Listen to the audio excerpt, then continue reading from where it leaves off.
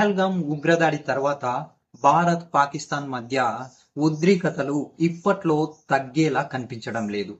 అదేంటంటే Asia cup 2025 final కి ముందు భారత జట్టు వివాదాస్పద నిర్ణయం తీసుకుంది. అదేంటో తెలుసుకోవాలని ఉందా? అయితే వీడియోని ఎక్కడ స్కిప్ చేయకుండా పూర్తిగా చూడండి.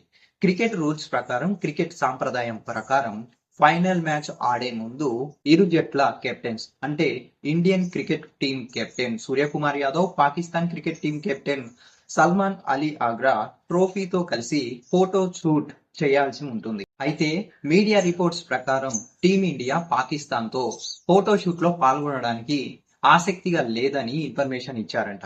అయితే ఇరు దేశాల మధ్య నెలకొన్న ఉద్రిక్తత పరిస్థితుల కారణంగానే టీమిండియా ఈ నిర్ణయం తీసుకున్నట్లు అనిపిస్తుంది. అయితే ఇరు జట్ల మధ్య ఉద్రిక్తతలు స్పష్టంగా కనిపిస్తున్నప్పటికీ ఈ రోజు సాయంత్రం జరగబోయే మ్యాచ్ ఎలా ఉండబోతుందో ఖచ్చితంగా చూడాలి. తర్వాత ఫోటో షూట్ సాంప్రదాయాన్ని మనం రిజెక్ట్ చేసాం కదా, దాని మీద పాకిస్తాన్ అభ్యంతరం వ్యక్తం చేయొచ్చని ఊహాగానాలు వినిపిస్తున్నాయి.